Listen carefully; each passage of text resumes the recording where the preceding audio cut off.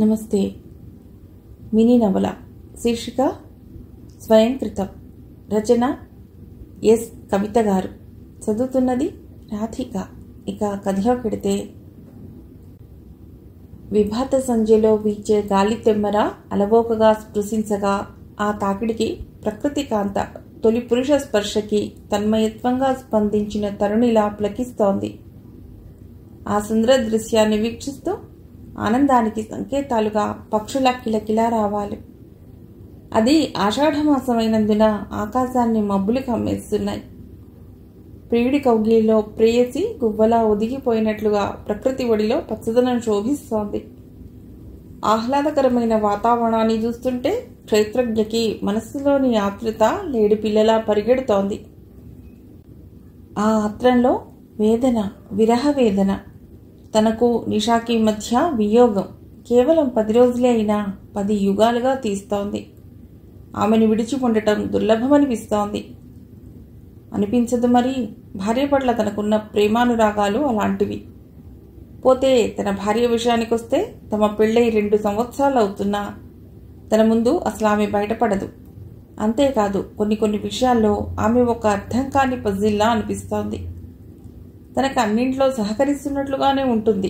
అంతలోనే ఆమె కళ్ళల్లో ఏదో నిర్లక్ష్య భావన తనపై. తనకేమైంది ఈవేళ? ఇలాంటి ఆలోచనలు వస్తున్నాయి. ఎంతైనా ఏమైనా నిషా తన భార్య, తన సర్వస్వం. 7 జన్మలా వీడని బంధం తమది.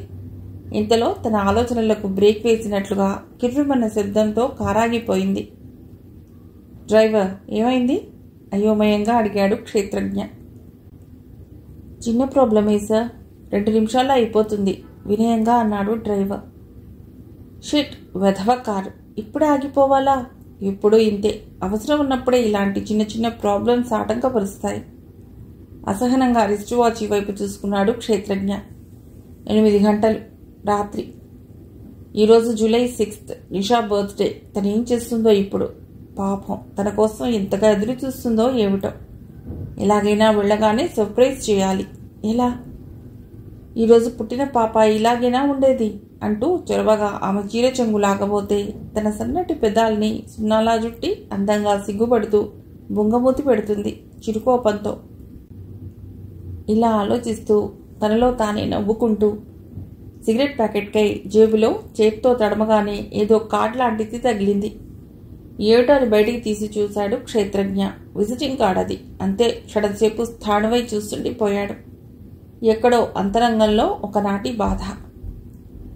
ఏమీ ఆలోచించలేదు. గబగబా దాన్ని చించేసి బయటపడేసి బాధగా వెనక్కి వాలి కళ్ళు మూసుకున్నాడు క్షేత్రజ్ఞ.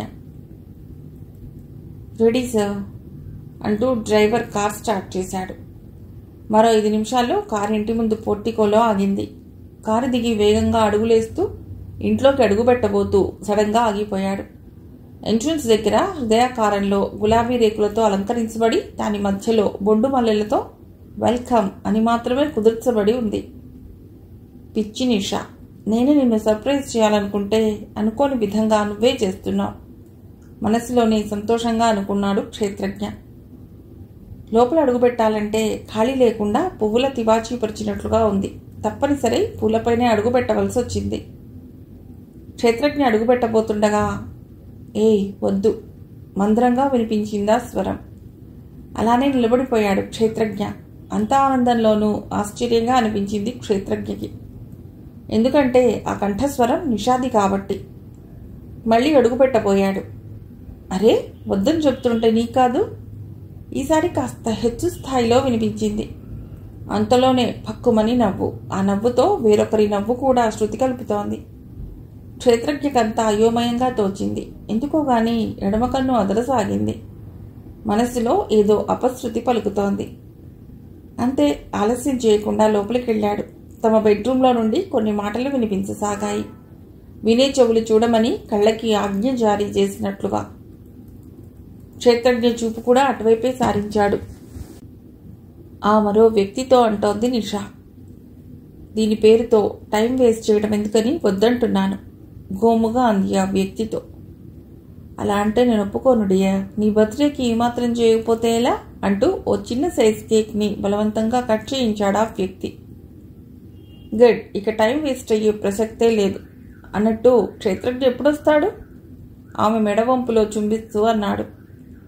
ఆయన ఈ పాటికి ఏ అమ్మాయి ఒడిలోనో ఎంజాయ్ చేస్తూ ఉంటాడు, లేదా ఏ చెట్టు కిందో కూర్చుని కవిత్వం రాస్తూ ఉంటాడు. అయినా ఇప్పుడు ఆయన ప్రసక్తి ఎందుకు? దృఢమైన అతడి ఛాతీపై చిన్నగా ముద్దు పెడుతూ అంది. నీకోసం ఎప్పటి నుండో ఎదురు చూస్తుంటే ఇప్పుడా రావటం? నిష్ఠురంగా అంది. అంతే. ఆమె ప్రశ్నకి అతడేమని జవాబిచ్చాడో తెలియదు గాని మరింత తమకంగా అతడిని అల్లుకోసాగింది. దాంతో అతడి చేతులు ఆమెని అల్లరిగా ఎక్కడెక్కడో తడిమాయి. సరిగ్గా అప్పుడే క్షేత్రజ్ఞ అతడి కంటపడ్డాడు. అయినా అదేమీ పట్టనట్లుగా వాళ్ల లోకంలో వాళ్ళున్నారు. ఆశ్చర్యం, తను అతడి కంటపడ్డమూ తెలుసు, తన కంట అతడిని గమనించడమూ తెలుసు. కానీ వారిరువురి గమనింపులు మాత్రం నిషాకి తెలియదు. అవమానం, అసహ్యం, ఆవేదన అన్నీ కలిసి ఉక్కుమ్ముడిగా జోరీగల్లా క్షేత్రజ్ఞుని చుట్టుముట్టి ఆ సమయంలో అసమర్థుణ్ణి చేస్తున్నాయి. నిస్సహాయుడిలా ఏమీ చేతకానట్టుగా అవాక్కయ్యాడు. ఉన్నపళంగా తను అలాగే భూమిలోకి వెళ్ళిపోతే బావుండనిపిస్తోంది. పక్కకి తూలబోయి ఆసరాగా గోడని పట్టుకున్నాడు. త్రికరణ శుద్ధిగా భార్యని నిజాయితీగా ప్రేమించే భర్తకి ఎదురవ్వకూడని పరిస్థితే ఇప్పుడు తనకెదురయ్యింది. ఇంతకన్నా దారుణమైన శిక్ష ఇంకేముంటుంది? అసలు ఇదంతా కల కాదు కదా. ఏమో, తన పిచ్చి గాని కళ్ళెదుట కటిక వాస్తవాన్ని చూసి కళ అని భ్రమపడగానే నిజం అబద్ధమైపోతుందా? నిషాపై తను ఏర్పరచుకున్న ప్రేమ సౌధం నుండి ఒక్కొక్క మెట్టు దిగుతున్నట్లుగా, కాదు ఎవరో నెట్టేస్తున్నట్టుగా పాలిపోయిన మొహంతో ఒక్కొక్క అడుగు నెమ్మదిగా వేస్తూ బయటకొచ్చాడు. చరిత్ర గతిని తిప్పి రాయనున్నట్లుగా కుండపోతగా వర్షం కురుస్తోంది. గంట క్రితం అదే వర్షం మనస్సుకెంతో హాయిని, ఉత్సాహాన్ని ఇచ్చింది. కానీ ఇప్పుడు నిప్పులు కురుస్తున్నట్లుగా అనిపిస్తోంది. గతమెప్పుడు అందమైన అనుభూతిగానే మిగులుతోంది కాబోలు. తనకిప్పుడు ప్రశాంతత కావాలి. ఒక చల్లని ఒడిలో తన సేద తీరాలి. ఒక గుండెలో తలవాల్చి తనవి తీరా ఏడవాలి. ఆ ఊరడింపులో, ఓదార్పులో తన మనస్సుకు ఊరట కలగాలి. అలా వర్షంలో తడుస్తూ నడుస్తూనే ఉన్నాడు. ఎక్కడికొచ్చాడో తెలియదు, కానీ ఒక పురాతన దేవాలయంలా అనిపించి లోనికి వెళ్ళాడు క్షేత్రజ్ఞ. లోపలంతా చీకటి. గర్భగుడిలో ఒక గుడ్డి దీపం మిడుకు మిడుకుమంటూ వెలుగుతోంది. అది ఆదినారాయణ స్వామి దేవాలయం. ఊరి చివరన ఉన్నందున జనాలు అంతగా అటువైపు రారు. స్తంభాన్ని కొరిగి కూర్చుని కళ్ళు మూసుకున్నాడు క్షేత్రజ్ఞ. అప్రయత్నంగా అతడి పెదాలు శ్రీప్రియ అన్న పేరును ఉచ్చరించాయి. అతడి మదిలో గతమంతా నిన్నమొన్న జరిగినట్టుగా మెదలసాగింది. మొత్తానికి నువ్వొక్కడివే ఉంటానంటావు. ముందు వెనక ఎవరూ లేరా? గంభీరంగా అన్నారు శర్మగారు. ఉన్నారండి. అక్క, బావ. నేను పెరిగింది, చదివింది వారి దగ్గరే. అనుకోకుండా ట్రాన్స్ఫర్ అవ్వటం వల్ల ప్రస్తుతం నేను ఒక్కడనే ఉండవలసి వస్తుంది. నిజాయితీగా సమాధానం ఇచ్చాడా అబ్బాయి. సరే అయితే, అసలే బ్రహ్మచారివి, అమ్మాయిలతో స్నేహాలంటూ తన మాట పూర్తి కాకుండానే. చూడండి, మీరు రూమ్ అద్దెకిస్తే ఇవ్వండి, లేకపోతే లేదు. కానీ అలాంటి అలవాట్లు నాకు లేవు. వస్తాను. కోపంగా వెళ్ళబోతుండగా, ఆగబ్బాయి, ఎందుకంత కోపం? అద్దెకిచ్చే ముందు ఆ మాత్రం మంచి చెడు అడగద్దా? ఏదో నువ్వు ఎలాంటి వాడివో తెలుసుకోవటానికి అలా అన్నానంతే. నువ్వు నాకు నచ్చావోయ్. భేషుగ్గా ఈరోజే వచ్చి పూనా, ఈ అబ్బాయి ఈ గది చూపించు భార్యకి చెప్పి వెనుదిరగబోతుండగా, సారీ సార్, ఏదో చిన్నవాడిని కోపంలో పిచ్చిగా అన్నాను, అవేమీ పట్టించుకోకండి వినయంగా అన్నాడా అబ్బాయి.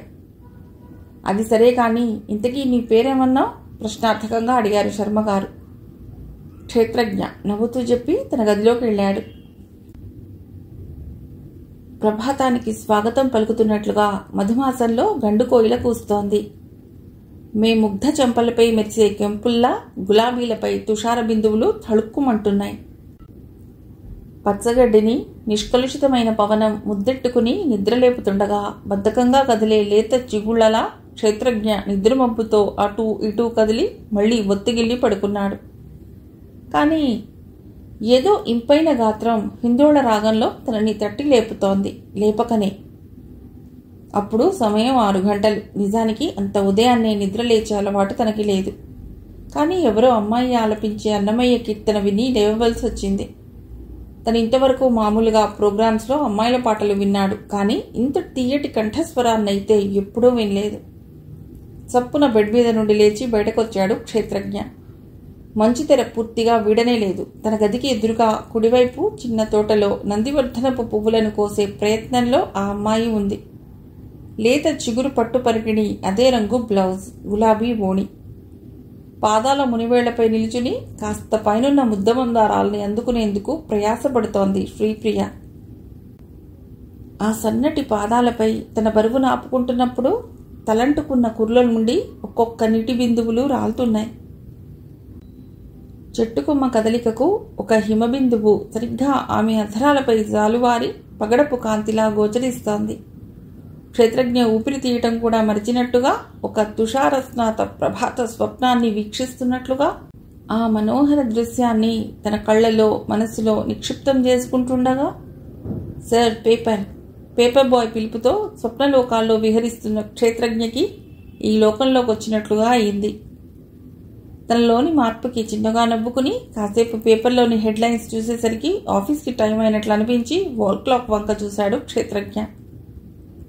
8:30, అరగంటలో రెడీ అయిపోవాలి అనుకుంటూ చకచకా తన పనులన్నీ ముగించుకుని బయలుదేరబోయాడు. సమయానికి బైక్ కీస్ దొరకటం లేదు. తన రూమ్లో ప్రతి చోటా వెతికాడు. చివరికి విసిగెత్తి లాభం లేదు, ఈరోజు సిటీ బస్సే శరణ్యం. సిటీ బస్ అనగానే ఎక్కడ లేని నిస్సత్వ ఆవరించింది క్షేత్రజ్ఞకి.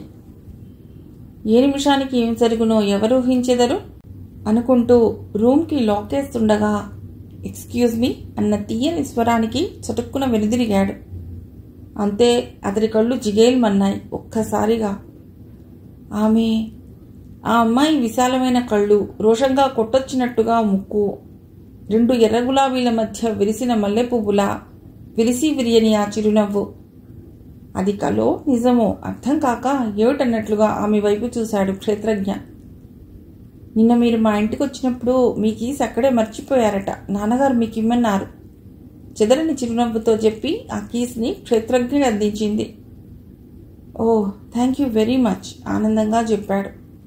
సమాధానంగా నవ్వుతూ వెళ్ళిపోయింది. ఆమె వెళ్ళిన వైపే కన్నార్పకుండా చూస్తుండిపోయాడు క్షేత్రజ్ఞ. ఇంతలో తన చేతిలో కీస్ని చూడగానే ఆఫీస్ గుర్తొచ్చి కంగారుగా వెళ్ళిపోయాడు. ఈ కాలమనే యంత్రం మన ఊహకందని విధంగా మంచు ముక్కలా ఘనీభవిస్తుంది. కాలంతో పాటు అప్రయత్నంగా, అనుకోని విధంగా కొన్ని పరిచయాలు అసంకల్పితంగా ఏర్పడతాయి. ఏర్పడ్డ పరిచయాల్లో కొన్ని స్నేహాలుగా బలపడతాయి. సరిగ్గా అదేవిధంగా శ్రీప్రియ క్షేత్రజ్ఞుల మధ్య పరిచయం కాస్త స్నేహంగా రూపుదిద్దుకుంది 5 నెలల్లో.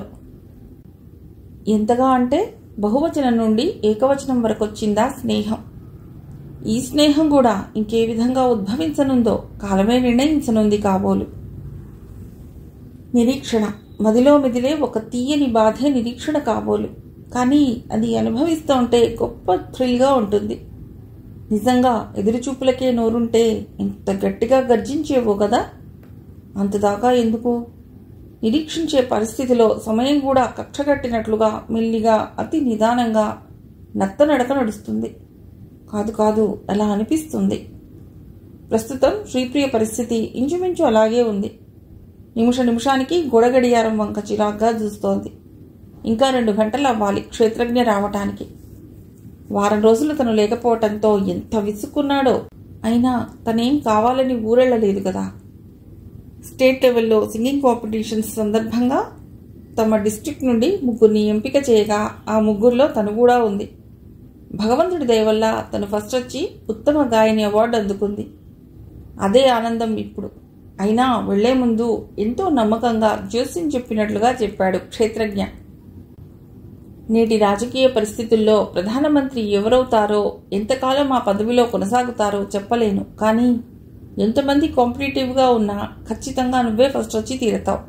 ఇదిగో అమ్మాయి, నేనేదో అల్లాటప్పగా అనటం లేదు, 100కి 200% నమ్మకంతో చెప్తున్నాను అన్నాడు బల్లగుద్దినట్లుగా.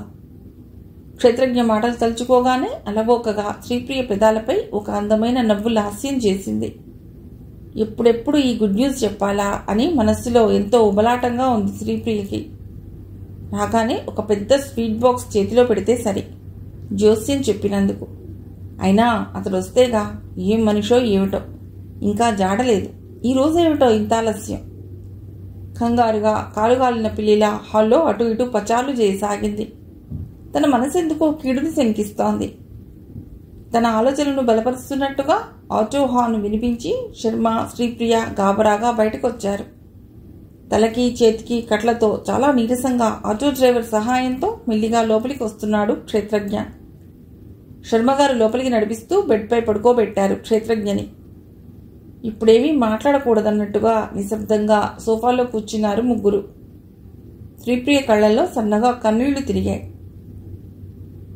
అప్పుడు సాయంత్రం 5 గంటలు. వాహనాలన్నీ పెళ్లి సందడిలో అమ్మాయి తల్లిదండ్రుల హడావుడిగా చాలా బిజీగా అటూ ఇటూ తిరుగుతున్నాయి. రోడ్డంతా గజిబిజి గందరగోళంలా ఉంది. రోడ్డుకు అవతలి వైపు ఓ ఐస్ క్రీం పార్లర్, అందులో 5 అమ్మాయిలు ఇంటర్నేషనల్ లెవెల్లో ఒక మంచి టాపిక్ తీసుకుని చర్చించుకుంటున్నారు. నువ్వేమైనా అనవే, నేను మాత్రం నీ అభిప్రాయంతో ఏకీభవించను, ఖండితంగా చెప్పింది రూప. పోవే, నువ్వు ఒప్పుకున్నా ఒప్పుకోకపోయినా లైఫ్ని ఎంజాయ్ చేయడమే మగాడి నైజం, ఖచ్చితంగా కర్కశంగా అంది దీప్తి. ఏమిటే మగాడంటున్నావు, మరి ఆడది? నో, ఇది అన్యాయం. మన జాతిని అవమానిస్తూ మగాడిని సమర్థిస్తున్నావు, కాసింత బాధగా అంది షైని. అవమానం కాదే పిచ్చిమొద్దు, మన జాతిపై జాలి అంది నవ్వుతూ దీప్తి. కాస్త సినిమా డైలాగ్ ఆపి నా బుర్రకు అర్థమయ్యేలా చెప్పవే. వీరి సంభాషణ అర్థంగా కడిగింది శైలు. ప్రహసనం మొదలెడుతున్నట్లుగా గొంతు సవరించుకుని చెప్పనారంభించింది దీప్తి. Very simple. ఆడదాన్ని కాకాబట్టి మురిపించి పొగట్టలతో ప్రేమ బరిలోకి దింపుతాడు మగాడు. అది ఆకర్షణ. కాదనటానికి వీల్లేదు. ఎందుకంటే ముందుగా ఆమె అందాన్ని చూసే కదా ఇష్టపడేది. లేకపోతే మరుగుజ్జులా పిప్పళ్ళ వస్తాలా ఉన్న అమ్మాయిని ప్రేమించమను చూద్దాం. పోని ఒకవేళ నిజంగా మొదట నిష్కల్మషమైన ప్రేమే ఉన్నా అది రాను రాను శరీరాల ప్రేమగా మారటం ఖాయం. పార్క్లోకి వెళ్ళి చిన్న చిన్న ముద్దులతో మొదలై సినిమా థియేటర్లలో తన చేతితో అక్కడక్కడా తాకడంతో తడుముతూ చీపో చీపాడు అని అమ్మ అనటం, సిగ్గుపడ్డం, ఆ సిగ్గుని చూసి అతడు ఇంకా రెచ్చిపోవటం. ఆగి ఒకసారి అందరి మొహాలు చూసి మళ్ళీ చెప్పనారంభించింది. ఆ విధంగా ప్రేమ కబుర్లు చెప్పి ప్రేయసితో ఎంజాయ్ చేస్తాడు మొదటి స్టేజ్లో. అతడు పెళ్లికి నిరాకరించగానే వెధవ కన్నీళ్లతో పాత సినిమా హీరోయిన్లా ఏడుస్తూ గమ్మునుంటుందే గాని ఆ అబ్బాయిలా ఏదో టైంపాస్ పల్లీ భటాణా అని ఎందుకు అనుకోకూడదు? అది ఆడదాన్ని మొట్టమొదటి వీక్ పాయింట్. ఆవేశంగా దాదాపుగా అరిచినట్లే అంది. వా వా, క్యా బాత్ హై, ఎక్సలెంట్, మెచ్చుకోలుగా అంది శైలు. నవ్వుతూ మళ్లీ చెప్పసాగింది దీప్తి. నెక్స్ట్, ఇకపోతే భర్త పాత్ర. ఈ భర్త అనే మగాడు బహుముఖ ప్రజ్ఞాశాలి సుమా. ఇంట్లో భార్యతో ప్రేమగానే ఉంటాడు, అవసరమైతే తంతాడు కూడా. పోనీలే, ఆ విషయం వేరు. ఇక్కడ ఇంట్లో రామయ్య, వీధిలో కృష్ణయ్య లాంటివాడు. లైఫ్లో వెరైటీ కోరుకుంటాడు. కొద్ది కాలం తర్వాత భార్యకి మాయమాటలు చెప్పి ఎంచక్క అవతల ఇంకో సెటప్ని ఏర్పరచుకుంటాడు. అంతే కదా మరి. ఒకే కూరగాయతో ప్రతిరోజు ఎలా భోంచేయగలం? ఇది అంతే. ఈ నిజం ఇల్లాలికి తెలిసేసరికి గుండెలు బాదుకుని ఏడుస్తుందే తప్ప ఇంకేమీ చేయలేదు. ఎదిరిస్తే తననెక్కడ వదిలేసి బతుకులో నిప్పులు పోస్తాడోనని కిమ్మనకుండా ఉంటుందే గాని. ఆగి కూల్ డ్రింక్ సిప్ చేసి మళ్లీ కంటిన్యూ చేసింది. నన్ను అడిగితే టేస్ట్లు, వెరైటీలు ఆడదానికి ఎందుకు ఉండకూడదు? ఎలాంటి ఎంజాయ్మెంట్ని చవిచూస్తున్నాడో ఆడది కూడా ఎంజాయ్ చేయాలి. ఈ ఊరి నుండి ఆ ఊరు ఎంత దూరమో ఆ ఊరి నుండి ఈ ఊరు అంతే దూరం, కసిగా నవ్వుతూ అంది దీప్తి. అంటే యు మీన్ ఆడది కూడా తన ఇష్టం వచ్చిన మగవాడితో? ఆపై మాట పూర్తి చేయలేక ఆశ్చర్యంగా మొహం పెట్టి ప్రశ్నార్థకంగా చూసింది రూప. ఎస్, ముమ్మాటికి అంతే అంటాను. ప్రేమలు, అనురాగాలు ఇవన్నీ కథల్లో రాయటానికి మాత్రమే పనికొస్తాయి. నిజ జీవితానికి అన్నిటి ధ్యేయం స్వార్థమే. ఏ మార్గంలో పయనించినా చివరి లక్ష్యం అదొక్కటే. అలా అని నా అభిప్రాయాన్ని మీపై బలవంతంగా రుద్దటం లేదు. జస్ట్ నా మట్టుకు మాత్రం అలానే అనిపిస్తుంది. చివరి వాక్యాన్ని నెమ్మదిగా చెప్పి ముగించింది దీప్తి. ఏయ్, అటు చూడండి, కంగారుగా అంది శైలు. అంతా అటువైపు చూశారు. ఒడ్డు పొడుగు ఉన్న ఒక అబ్బాయి తన బైక్ని రోడ్డుకు అవతల వైపు పార్క్ చేస్తున్నాడు. అయితే ఏంటంట? పొడిగా అంది దీప్తి. అది కాదే, ఇంతమంది అమ్మాయిలున్నా కనీసం ఒక్కనైనా కన్నెత్తి చూడటం లేదు. చూస్తుంటే ప్రవరాఖ్యుడిలా ఉన్నాడు. అతడిపై కామెంట్ విసిరింది షైని. ఓస్ అంతేనా? చూస్తూ ఉండండి, అతడు నన్ను కౌగిలించుకునేలా చేస్తాను, పంతంగా అంది దీప్తి. నీ మొహం, అలా నువ్వు బెదిరెళ్ళగానే నీ అందాన్ని చూసి ఫిదా అవ్వటానికి ఇదేవి సినిమా కాదు, రెట్టించింది రూప. అదంతా నీకు అనవసరం. అనుకున్నది సాధించడం ఈ దీప్తికి వెన్నతో పెట్టిన విద్య. చూస్తావుగా పొగరుగా అంది. అప్పుడే దీప్తి దృష్టి ఇటువైపుగా వస్తున్న లారీపై పడింది. అదే సమయంలో రోడ్డు క్రాస్ చేయడానికై ఆ అబ్బాయి సంసిద్ధుడు అవుతున్నాడు. సరిగ్గా అప్పుడే కళ్ళు లేని కబోదినిలా నటిస్తూ రోడ్డుపైకి వచ్చింది దీప్తి. ఆ లారీకి అతి దగ్గరగా ఉంది. తను అనుకున్నట్లుగానే ఆ అబ్బాయి తన నడుము అదిమి పట్టుకుని విసురుగా ఇటువైపుకి లాగాడు. కానీ అనుకోని విధంగా ఆ లారీ అబ్బాయిని ముద్దెట్టుకోవడంతో అతడు వెళ్లి ఒక రాయిపై పట్టడం, అతడి తలకి చేతికి గాయాలవ్వటం, స్పృహ తప్పటం, తిరిగి ఆ అమ్మాయిలే అతడిని ఆసుపత్రికి తీసుకువెళ్ళటం జరిగింది. ఆ క్షణంలో అతడిని దీప్తి చూసింది. కానీ ఆమెని చూసే పరిస్థితిలో మాత్రం అతడు లేడు. ఆమెని సాటి మనిషిని రక్షించాలనే మానవతా హృదయంతో మాత్రమే అలా వాటేసుకున్నాడనే నిజాన్ని మాత్రం దీప్తి గమనించకపోవటం విచారకరమే. మరి ఏదో దైవలీల వల్ల గండం తప్పింది. బాగా రెస్ట్ తీసుకో, మరేం పర్వాలేదు. ఈ వారం రోజుల ఆఫీస్కి లీవ్ పెట్టేసే. అన్నట్టు మీ అక్క బావగారికి కబురు పెట్టనా? ఆప్యాయంగా అడిగారు శర్మగారు. అబ్బే వద్దండి, మా అక్క ప్రతి చిన్న విషయానికి చాలా కంగారు పడుతుంది. అనవసరంగా వాళ్ళని ఇబ్బంది పెట్టడం ఎందుకు? నెమ్మదిగా అన్నాడు క్షేత్రజ్ఞ. సరే అయితే నేను అలా బయటికి వెళ్ళొస్తాను. అమ్మాయి ప్రియా, అతనికేం కావాలో చూడు అంటూ హడావుడిగా వెళ్ళిపోయారు శర్మగారు. కాసేపు నిశ్శబ్దం ఆ గదిలో తాండవించింది. దాన్ని ఛేదిస్తూ క్షేత్రజ్ఞ శ్రీ తన బెడ్ పక్కనే కూర్చున్న శ్రీప్రియని పిలిచాడు. మౌనంగా తలదించుకుని కూర్చుంది. ఏ శ్రీ, ఆమె భుజాన్ని కుదుపుతూ పిలిచాడు. ఆమె తలెత్తింది. అంతే, అతడు అవాక్కయ్యాడు. కన్నీళ్లు ఆమె నిండిపోయిన చెక్కిళ్లపై నుండి జాలువారుతున్నాయి. పిచ్చి మొద్దు, ఇప్పుడు నాకేమైందని? బాగానే ఉన్నానుగా. ఇది మరీ బాగుంది. ఆఫ్టర్ ఆల్ నేను ఒక రెంటర్ని మీ ఇంట్లో. నేను నీకేమవుతానని ఇలా నీ కన్నీళ్లని ఖర్చు చేస్తున్నావు? అసలు మాటని రావట్టాలని ఉడికిస్తున్నట్లుగా అన్నాడు క్షేత్రజ్ఞ, వస్తున్న నవ్వును బలవంతంగా ఆపుకుంటూ. ఆ మాటతో రివ్వున కోపంతో క్షేత్రజ్ఞ వైపు చూసింది శ్రీప్రియ ఉక్రోషంగా. అవునులే, నువ్వు నాకేమీ కావు. కాకపోతే నేనే నిన్ను పిచ్చిదానిలా ప్రేమిస్తున్నాను. తప్పంతా నాదే. ఏడుస్తూనే దాదాపుగా అర్చినట్లుగా అని అంతలోనే రెడ్ హ్యాండెడ్గా దొరికిపోయినట్లుగా నాలిక ఖర్చుకుంది. ఓస్ అంతేనా? ఆ విషయానికి వస్తే నేను ఎప్పుడో చేశాను ఆ పని, తాపీగా చెప్పాడు. ఎవరిని? ఆత్రంగా అడిగింది శ్రీప్రియ. ఉందిలే, ఒక బాపు బొమ్మ. నీకెందుకు? పాపం కుళ్ళుకుంటావు. చెప్తానులే. ఏదో వెధవ సస్పెన్స్లో నాంచడం నాకు ఇష్టం ఉండదు. ఈ మధ్య స్టేట్ లెవెల్లో ఉత్తమ గాయనిగా అవార్డు అందుకుంది. బ్రహ్మాస్త్రాన్ని ప్రయోగించాడు. ఓ గాడ్, నీకెలా తెలుసు? ఆశ్చర్యం, ఆనందం మిళితమైన భావంతో అంది. మనస్సుంటే మార్గమే ఉండదా బేబీ? కనుబొమ్మలు ఎగరేస్తూ డ్రమాటిక్గా అన్నాడు క్షేత్రజ్ఞ. యా అంటూ అతడి కడుపులో ఒక్క పంచ్ ఇచ్చింది పిచ్చి సంతోషంతో. వామ్మో అంటూ బాధగా అరిచాడు క్షేత్రజ్ఞ. ఓహ్ సారీ డియర్, నొప్పిగా ఉందా? అడిగింది శ్రీప్రియ. చిచ్చి, ఎంత మాట! ఎంతైనా పేషెంట్ని కదా, చాలా హాయిగా ఉంది. బాధగా బదిలిచ్చాడు క్షేత్రజ్ఞ. ఆ మాటకి పక్కున నవ్వింది శ్రీప్రియ. అలా ఆ సుదినం వారిరువురి ప్రణయ ప్రబంధానికి నాంది పలికింది. ప్రేమ అనే మహారూపోత్సవం అంబరాన్నంతా ఆచ్ఛాదించింది. తొలివలపనే స్వరమాధుర్యంతో స్వచ్ఛమైన వాయువు పులకిస్తోంది. ఏదో మధురమైన అలౌకిక భావన. సరిగ్గా ఆకాశం అవనికి మధ్య భాస్వంతుడు అలసిపోయి అస్తమించి ఆమె నుదుట ఉదయించాడు. చంద్రకాంతి తళుకు ఆమె ముక్కుపుడకలో బందీ అయిపోయింది. చేమంతుల పచ్చదనాన్ని ఆమె మేనిలో ఇముడ్చుకుంది. పిల్లగాలికి అల్లరిగా కదిలే పైరులా ఆమె కురులు చిలిపిగా కదులుతూ పాలభాగాన్ని ముద్దెట్టుకుంటున్నాయి. క్షేత్రజ్ఞ ఆమె వైపు ఆరాధనగా చూస్తూ, స్త్రీ ప్రకృతిలోని సౌకుమార్యాన్ని, సౌందర్యాన్ని, లాలిత్యాన్ని స్త్రీ తనలో నిక్షిప్తం చేసుకుంటుందని విన్నాను, చదివాను. నిన్ను చూస్తుంటే ఆ భావానికే భాష్యం చెప్పేలా ఉన్నావు తన్మయత్వంగా అన్నాడు. అతడిలోని భావుకత్వానికి ఆశ్చర్యపోతూ, కవిత్వం చెప్పడం ఎప్పటి నుండి నేర్చుకున్నావు? నవ్వుతూ అంది శ్రీప్రియ. నీ ప్రేమలో పడ్డప్పటి నుండి, చటుక్కున సమాధానం ఇచ్చాడు క్షేత్రజ్ఞ. అది సరే, కానీ ఈ కవిత్వాన్ని ఆస్వాదించి చెబుతున్నావా లేక అనుభవించా? సంశయంగా అంది ప్రియ. కళాహృదయానికి ఆస్వాదన రూపునిస్తే అనుభవం దానికి ఊపిరి పోస్తుంది. కానీ ఈ రెంటిలో ఏ ఒక్కటి ఉన్నా చెప్పవచ్చు, సీరియస్గా సమాధానం ఇచ్చాడు. చీకటి పడుతోంది బాబు, ఇకలే వెడదాం, కంగారుగా అంది ప్రియ. సరిగ్గా అదే సమయానికి ఒక జంట తమ పక్క నుండి వెడుతోంది. క్షేత్రజ్ఞ అంతగా పట్టించుకోలేదు సరికదా, వారి వైపు కూడా చూడలేదు. ఆ అమ్మాయి ప్రియవంక చూస్తూ, oh nice, meet for each other, enjoy yourselves, bye నవ్వుతూ అంది. ప్రియకి ఏమీ అర్థం కాక అయోమయంగా ఆ జంట వైపే చూస్తుండిపోయింది. క్షేత్రజ్ఞ విని చిన్నగా నవ్వుకున్నాడు.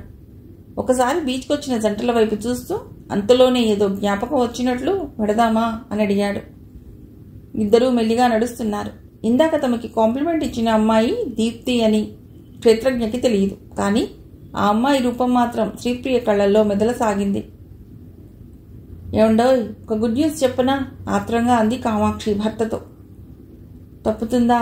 చెప్పు, ఏమిటది? తాపీగా అన్నాడు రఘురాం. మనాడికి ఒక మంచి సంబంధం వచ్చింది. అన్నట్టు ఆ అమ్మాయి ఎవరో తెలుసా? మా మహిళా మండలి ప్రెసిడెంట్ గారి కూతురు. సంతోషంగా చెప్పింది కామాక్షి. అనుకున్నాను నువ్వు ఇలాంటి పని చేస్తావని. మహిళా మండలి జనరల్ సెక్రటరీ గారితో నేను పడుతున్న పాటలు చాలు గాని మీ తమ్ముడైనా కాస్త ప్రశాంతంగా బతకని టీజింగ్గా అన్నాడు రఘురాం. చాలండి, ప్రతిదానికి అలా ఎత్తి పొడుస్తూ మాట్లాడతారేమిటి? అసలు నా వల్ల మీరు పడుతున్న పాటలేమిటి? అసలు విషయం పక్కన పెట్టి వాదులాటగా అంది కామాక్షి. వాదించడానికి, ఉపన్యసించడానికి ఇది మీ మహిళా మండలి కాదు గాని ఆ విషయాన్ని వదిలేసి come to the point. Paper తిరిగేస్తూ నిదానంగా అడిగాడు రఘురాం. అలా రండి దారికి. అమ్మాయి ప్రస్తుతం సిటీలోనే చదువుతోందిట. బాగా ఆస్తిపరులు. అమ్మాయి తండ్రి రిటైర్డ్ మిలిటరీ ఆఫీసర్. ఈరోజు మధ్యాహ్నం ఉన్నట్టుండి మా ప్రెసిడెంట్ నిర్మలాదేవి గారు అడిగారు. సంబరంగా చెప్పింది భర్తతో కామాక్షి. అచ్చరే, బాగానే ఉంది కానీ మనం మాటిచ్చే ముందు ఒకసారి వాడి అభిప్రాయం కూడా తెలుసుకోవటం మంచిదేమో ఆలోచిస్తున్నట్లుగా అన్నాడు రఘురాం. భలేవారే, ఈ అక్క అంటే పంచ ప్రాణాలండి వాడికి. నా మాట వాడు కల్లో కూడా జవదాటలేడు.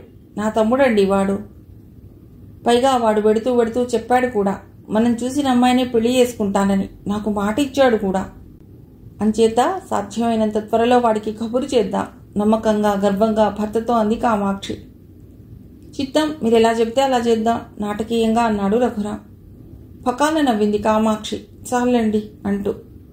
తల్లి తండ్రి చిన్నతనంలోనే యాక్సిడెంట్లో మరణించడంతో క్షేత్రజ్ఞకి అక్కా బావలే తల్లిదండ్రులయ్యారు.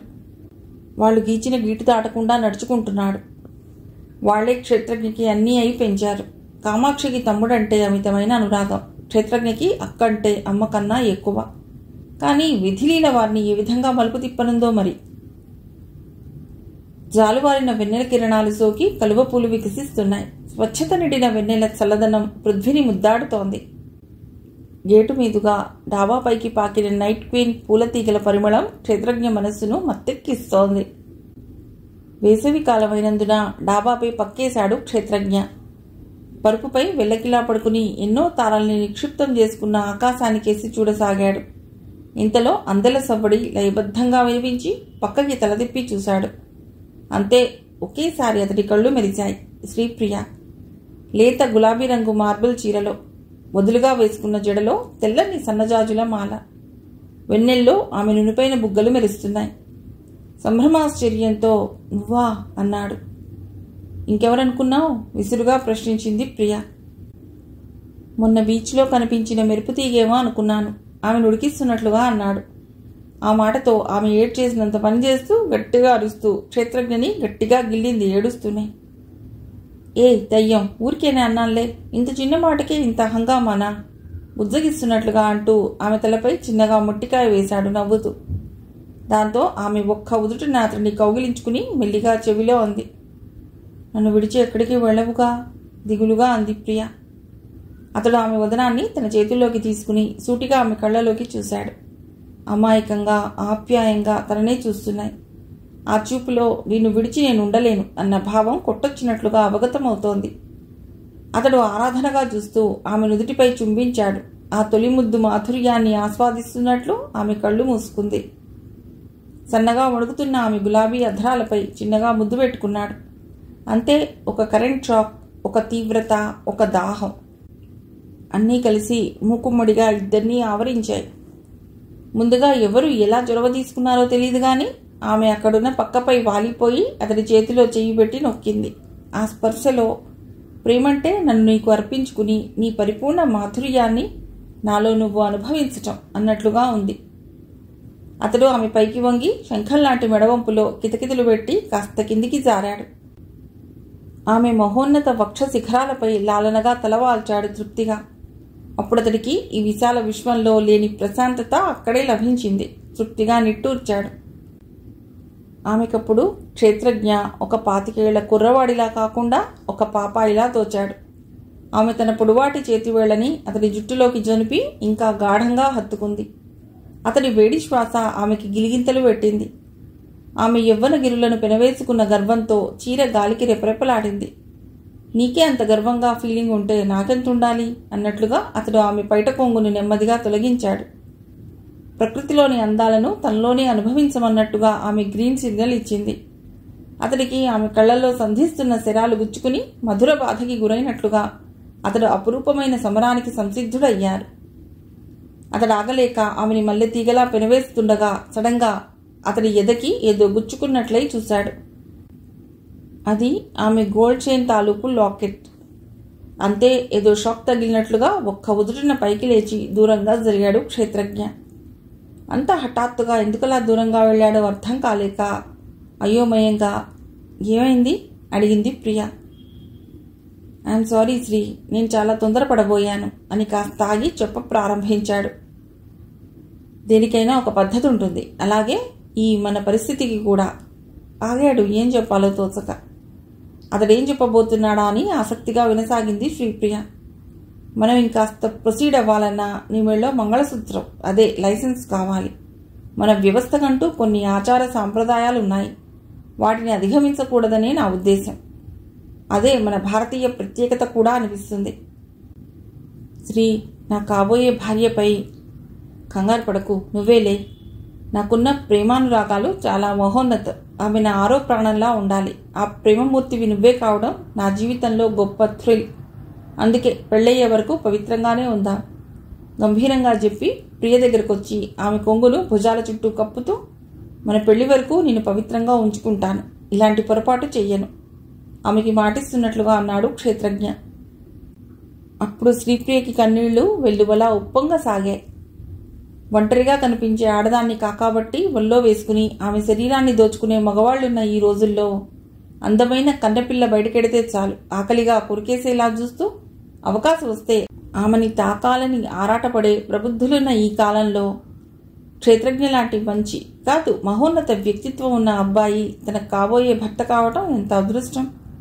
తను పెళ్లి కాకుండానే కన్నెపిల్ల పరిధి దాటి ప్రవర్తించబోయింది. నిజానికి అతడు తన చైన్ని చూసి ఎందుకు దూరం జరిగాడో అర్థమైంది. మంగళసూత్రం లేకుండా అతనికి లొంగిపోవటం ఇష్టం లేక.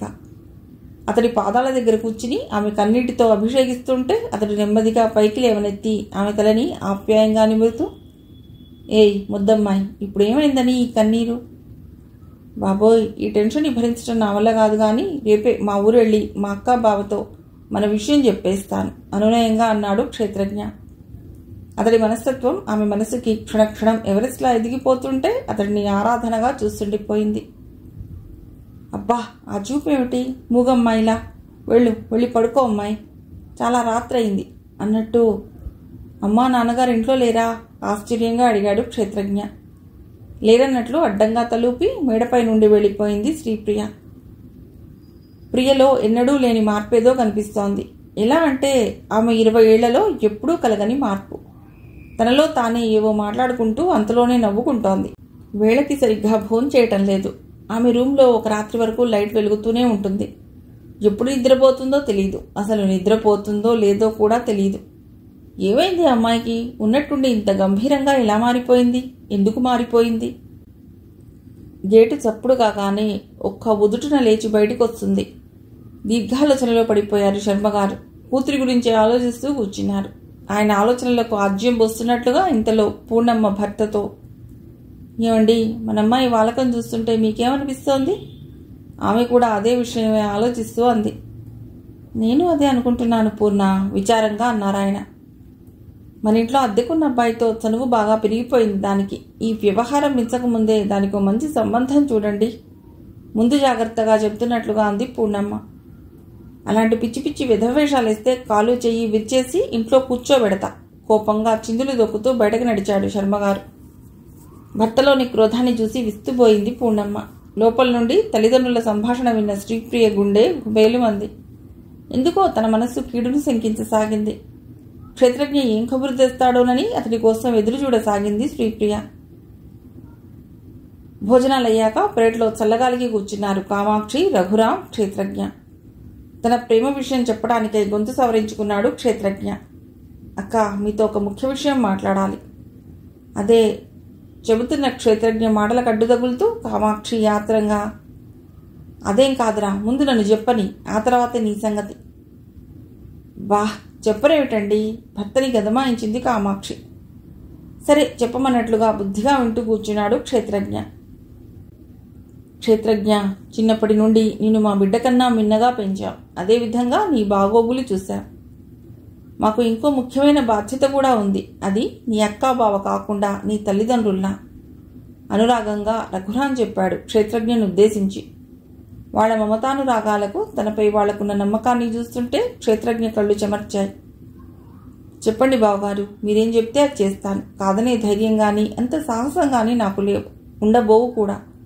ఎందుకంటే నాకంటే నా గురించి మీకే ఎక్కువ తెలుసు. కృతజ్ఞత, గౌరవం నిండిన స్వరంతో అన్నాడు క్షేత్రజ్ఞ. ఏం లేదురా, నీకు మంచి బంగారం వంటి సంబంధాన్ని చూసా. అమ్మాయి చక్కగా ఉంటుంది, సాంప్రదాయమైన కుటుంబం వారిది. అమ్మాయి తల్లి నాకు బెస్ట్ ఫ్రెండ్. నీ గురించి వాళ్ళకన్నీ తెలుసు. కోరి కోరి వచ్చారు. నిన్ను వాళ్ళకి మాట కూడా ఇచ్చాను. నాకు తెలుసురా, నువ్వు కాదనవని. ఈ అక్క మీద నీకు మాత్రం ప్రేమాభిమానాలు ఉన్నాయి. గబగబా తవుడితో చెప్పేసింది కామాక్షి. ఆమె చెప్తున్నదేమిటో అర్థం చేసుకోవటానికి క్షేత్రజ్ఞకి ఒక్క నిమిషం పట్టింది. అసలు తనేం చెప్పాలనుకుంటే ఏం జరుగుతోంది తెలియని అయోమయంలో, అనిశ్చయంలో తడారిపోతున్న గొంతుతో అన్నాడు. కానీ అక్క, నీకేం చెప్పాలో ఎలా చెప్పాలో ఏదో కంగారుగా నసిగాడు క్షేత్రజ్ఞ. ఇంకా నువ్వేవి చెప్పొద్దు, టకీవని ఒప్పేసుకోరా. ఏంటా నసుగుడు? ఇదిగో, ఇందాకే మాట ఇచ్చావు, నా మాట కాదనబోనని. కాదంటే నా మీదొట్టే, కాసింత కోపంగా అంది కామాక్షి. అబ్బా కాము, ఒప్పుకున్నానని ఇలా బిగ్గరగా అరవాలా? వాడిని కాస్త రెస్ట్ తీసుకొని చెప్పవలసిన విషయం చెప్పావుగా, ఇక చాలే గాని పద పద, సున్నితంగా కసిరాడు భార్యని రఘురాం. ఒక్క నిమిషం అంటూ ఏదో తేవటానికి అన్నట్టుగా లోపలికెళ్ళింది కామాక్షి. ఇదిగోరా తమ్ముడు, ఆ అమ్మాయి ఫోటో తీరిగ్గా చూడు అని సంబరంగా చెప్తూ ఒక కవర్ని క్షేత్రజ్ఞ చేతిలో పెట్టి వెళ్ళిపోయింది. ఇద్దరూ వెళ్ళిపోయాక ఏదో ఆలోచనలో పడ్డాడు క్షేత్రజ్ఞ. అంతటి చల్లగాలిలో కూడా అతడికి వాళ్ళంతా చెమటలు పట్టాయి. అంతా అంధకారంలా తోస్తోంది. మనసు పొరల్లో ప్రతిష్ఠించుకున్న శ్రీప్రియ రూపం కళ్ల ముందు కదలాడింది. ఒకవైపున చిన్నప్పటి నుండి ఎంతో ఆప్యాయంగా ప్రేమగా పెంచి పెద్ద చేసిన అక్క మమకారం మెదలసాగింది. ప్రియని కాదని అక్క మాట విని ఈ అమ్మాయిని పెళ్లి చేసుకుంటే, అమ్మో, ప్రియ తను లేకుండా ఉండగలదా? అసలు ప్రియ లేకుండా తనుండగలడా? పోనీ అక్క మాట వినకుండా ప్రియని పెళ్లి చేసుకుంటే వీల్లేదు. ఇంకేమైనా ఉందా? తల్లిదండ్రుల కన్నా మిన్నగా చూసి తనని ప్రయోజకుడిని చేసిన అక్కకిచ్చిన మాట తప్పిన వాడై గురుత్వం, వికాసం లేనివాడిలా నిలిచిపోతాడు. శ్రీప్రియతో పరిచయం ప్రేమగా మారిన 10 నెలల కోసం 25 ఏళ్లు పెంచిన అక్క మాటని వారించాలా? ఒకవేళ తను కాదంటే అక్క ఒప్పుకోదు కాక ఒప్పుకోదు. తనకి బాగా తెలుసు ఆమె ఎంత ప్రేమగల మనిషో, అంతటి కోపం, పట్టుదల ఉన్న మనిషి. ఎంత పట్టుదల మనిషో అంతకు మించిన అమాయకురాలక్క. అలాగని ఒకరికి మనసిచ్చి మరో అమ్మాయిని మోసం చేయలేడు. ఎవరికి ఎదురవ్వని విషమ పరిస్థితి తనకెదురైంది నేడు. అతడికి గల 2 అనుబంధాల్లోనూ రెండవ దానికే ఎక్కువ ప్రాముఖ్యాన్ని ఇవ్వాలని తన అంతరాత్మ హెచ్చరిస్తోంది. తనకి ఇంకో 4 రోజుల టైం ఇవ్వమని ఈలోగా ఆలోచించుకుని ఒక నిర్ణయానికి వస్తే సరి. అక్కని ఎలాగైనా అడగాలి. తొందరపాటుతో తప్పుడు నిర్ణయాలు తీసుకుంటే జీవితాంతం బాధపడవలసి వస్తుంది. ఈ ఆలోచన రాగానే అతడి మనస్సు కాస్త కుదుటపడి నిద్రకు ఉపక్రమించాడు. కళ్ళు మూసుకున్నాడో లేదో ఆ కళ్ళల్లో ప్రియ నవ్వుతూ కొంటెగా తన్నే చూస్తోంది. ఆమె చేతులను చాచి తనని పిలుస్తోంది. ఇంతలో ఎవరో ఆమెను లాక్కెడుతున్నారు. తనకి దూరంగా, చాలా చాలా దూరంగా. దిగ్గున లేచి కూర్చున్నాడు క్షేత్రజ్ఞ. చుట్టూ చూశాడు. ఎవరూ లేరు. చిన్నగా నవ్వి మళ్లీ పడుకున్నాడు. కానీ ఆ కలలో గల ఆంతర్యమే తనకెదురవ్వబోతోందని అతడికి ఆ క్షణంలో తెలియదు. ఇక్కడ పరిస్థితి చాలా తీవ్రంగా ఉంది. ఆ రోజు శ్రీప్రియ తన తల్లితో ప్రేమ విషయం చెప్తుంది తొందరపడి. దాంతో పూర్ణమ్మ శర్మగారితో చెప్పడం, ఆమె ప్రియపై చేయి చేసుకోవటం ఇవన్నీ ఒక్కరోజులోనే జరిగిపోయాయి. శర్మగారు క్షేత్రజ్ఞ రాకకై నిప్పులు కక్కుతున్న కళ్ళతో ఎదురు చూస్తున్నారు. అతను వచ్చాక బాగా బుద్ధి చెప్పి ఇంటి నుండి తరిమేయాలని అనుకున్నాడు. ఇకపోతే శ్రీప్రియ సంగతి చాలా దారుణంగా ఉంది. శోకదేవతకు ప్రతీకలా ఉందామె. ఏం జరగనుందోనన్న ఉద్విగ్నంలో పడిపోయింది ప్రియ. ఇంతలో కిరుమన గేడి శబ్దానికి అటువైపు చూశాడు శర్మ. క్షేత్రజ్ఞ మామూలుగా నవ్వుతూ లోపలికి వస్తున్నాడు. ఆగు, కంగుమన్నట్లుగా అన్నాడు శర్మ క్షేత్రజ్ఞను ఉద్దేశించి. అతనికేమీ అర్థం కాని సందిగ్ధతతో పడిపోయి అప్రయత్నంగా ఆగి, ఏమిటండి, ఏం జరిగింది, ఎందుకలా ఉన్నారు అమాయకంగా అడిగాడు క్షేత్రజ్ఞ. ఇంకా ఏం జరగాలి, ఏమీ తెలియని అమాయకుడిలా మాట్లాడకు. నా కూతుర్ని వల్లో వేసుకుని దాన్ని లేపుకుపోదామనుకున్నావా? అసలు నా కూతురితో నీకు పొంతనే లేదు. ఏదో మంచి కుర్రవాడిలా అనిపించి ఇల్లద్దెకిచ్చానే గాని ఇలాంటి వ్యధవేషాలు వేస్తావని తెలిస్తే నా ఇంటి వాకిట్లోకి కూడా రానివ్వకుండా తరిమేసేవాణ్ణి. తల్లి తండ్రి లేని నీకు, ఎక్కడెక్కడో గాలి తిరుగుళ్ళు తిరిగే నీకు బంగారం లాంటి నా కూతురే దొరికిందా? నీలాంటి ఆకతాయిల గుణం నాకు బాగా తెలుసు. అంతలా కావాలంటే బయట చాలామంది దొరుకుతారు, అర్థమైందా? తక్షణం నా ఇల్లు ఖాళీ చేసి వెనక్కి చూడకుండా వెళ్ళిపో. మళ్ళీ ఈ పొలిమేరలో కానీ నా ఇంటి ఛాయలో కానీ కనిపించావో ఏం చేస్తానో నాకే తెలియదు. ఆవేశంగా రొప్పుతూ తూటాల్లాంటి మాటల వర్షం కురిపించారు శర్మగారు. ఆ మాటలకి ఆవేశంగా రెచ్చిపోయి మాట్లాడలేదు క్షేత్రజ్ఞ. వాళ్ల ముందే శ్రీప్రియని పిలిచి తప్పంతా నా ఒక్కడిదేనా అని నిలదీయలేదు కూడా. నెమ్మదిగా తలెత్తి అదే చిరునవ్వుతో, పెద్దవారు, మిమ్మల్ని ఎదిరించి ఏ కాని పని మేము చేయలేదు. సరే, ప్రేమించడమే మేము చేసిన తప్పైతే నిజంగానే నన్ను క్షమించమని వేడుకుంటున్నాను. మీ ఉద్దేశంలో నేను గాలి మనిషిని అయి ఉండవచ్చు, కానీ మనసు లేని, సాంప్రదాయం లేని జులాయి వెధవని మాత్రం కాదు. సరే, అయితే సరిగ్గా 10 రోజుల్లోగా నా పెళ్లి పత్రిక మీకు వస్తుంది. కంగారు పడకండి, మీ అమ్మాయితో కాదు. మీ ఆజ్ఞ ప్రకారం ఇప్పుడే నేను రూమ్ ఖాళీ చేస్తాను. బట్ చిన్న రిక్వెస్ట్ సార్, ఒకే ఒక్కసారి ప్రియతో మాట్లాడతాను. ఎక్కడో కాదు, మీ ముందే మాట్లాడతాను, ప్లీజ్. దీనంగా గద్గద స్వరంతో అన్నాడు క్షేత్రజ్ఞ. ప్రియా లోపలకు ఒక్క గీక వేశారు శర్మగారు. నెమ్మదిగా బయటకు వచ్చింది. ఆమె మొహం అంతా పాలిపోయింది. బాగా ఏడటం వల్ల కళ్ళన్నీ ఉబ్బినట్లున్నాయి. జుట్టంతా పిచ్చిదాన్లా రేగిపోయింది. అన్ని మాటలొచ్చి కూడా మూగదాన్లా జడ్జి ముందు ముద్దాయిలా, తండ్రి ముందు మౌనంగా నిలుచుని ఒక్కసారి క్షేత్రజ్ఞ కేసి చూసింది. ఆ చూపులో భావం లేదు. కన్నీళ్లు ఆమె చెక్కిళ్ల మీదుగా జాలువారుతూనే ఉన్నాయి. ప్రియా, నన్ను క్షమించు. కథల్లో ముగింపుకు అనుగుణంగా ఎలా అంటే అలా రాయొచ్చు, కానీ మన నుదుటి రాతలు మాత్రం మార్పు చేసి రాయలేంగా. మనకి జన్మనిచ్చిన తల్లిదండ్రుల మనసు నొప్పించడం బాగోదు. అనుకున్నవన్నీ అక్షరాలా జరిగితే అది జీవితం ఎలా అవుతుంది? మరుజన్మంటూ ఉంటే అప్పుడు ఇంకా ఏదో చెప్పబోయాడు. అంతలోనే శర్మగారు అడ్డు తగులుతూ, ఇక చాలే, లెక్చర్ ఆపి బయలుదేరు కర్కశంగా అన్నారు. ఒక్కసారి శ్రీప్రియని కళ్ళారా చూసి వెళ్ళలేక వెళ్ళాలని, వెళ్ళక తప్పదని వెడుతూ, ఆల్ ది బెస్ట్ శ్రీ గద్గదంగా చెప్పి వెనుదిరిగాడు. శ్రీప్రియకి శాశ్వతంగా. అతడు వెళ్లిన వైపే అచేతనంగా చూస్తూ ఉన్న చోటే చతికిల పడిపోయింది ప్రియ. ఆమెకిప్పుడు కన్నీళ్లు రావటం లేదు. మనసులో శతకోటి ప్రశ్నల ప్రవాహం ఉప్పొంగుతోంది. అసలు ఎందుకు ఇలా జరిగింది? అతడు ఎందుకలా చేతకాని వాడిలా వెనక్కి వెళ్ళిపోయాడు? తనకి బాగా తెలుసు, తనంటే అతడికి పంచ ప్రాణాలు. మరి అలా తనని కాదని పరిస్థితులకు బానిసలా ఎందుకయ్యాడు? పోనీ టైంపాస్కి లవ్ గేమ్ ఆడా? అలా కావటానికి వీల్లేదు. ఎందుకంటే అతడు లాంటి వాడే అయితే ఆ రాత్రి అతడి స్వార్థానికి వాడుకునేవాడు. మరెందుకు ఇలా జరిగింది? అయినా తను కూడా పెద్దలను ఎదిరించలేక ఇలా కట్టుబాట్లకు లోనయ్యిందేమిటి? ఎవరో అన్నట్లు ప్రేమించటానికి ధైర్యం అనే అర్హత కావాలట. అది లేకపోతే ప్రేమ అనే ఊబిలోకి దిగి లేవలేదు. ఆలోచిస్తున్న కొద్దీ క్షేత్రజ్ఞ తన మదికి అర్థం కాని బజిల్లా తయారయ్యాడు. లాభం లేదు, తను కూడా ఇలా పరిస్థితులకు బానిసై ఏడుస్తూ కూర్చోకూడదు. చిరాకు, అసహనం తనని చుట్టుముడుతున్నాయి. ఎంతగా అంటే ఎవరినైనా ఎడాపెడా కొట్టాలనిపిస్తోంది. చాలా బిగ్గరగా దిక్కులు పిక్కటిల్లేలా అరవాలనిపిస్తోంది. క్షేత్రజ్ఞ అవకాశవాది మాత్రం కాదని తన అంతరాత్మ పదే పదే చెప్తోంది. ఏదైతేనేం అతడు వేరే అమ్మాయిని పెళ్లి చేసుకోబోతున్నాడన్నమాట. ఈ విషయమే ఇంకా ఆలోచిస్తే తనకి పిచ్చెక్కడం ఖాయం. సాధించాలి, ఏదైనా సాధించి తీరాలి. జీవితాన్ని ఒక ఛాలెంజ్గా తీసుకోవాలి. మనసులో స్థిరంగా ఒక నిర్ణయానికి వచ్చినట్లుగా ప్రతిజ్ఞ చేసుకుంది. మిగిలిన కథ తర్వాతి భాగంలో.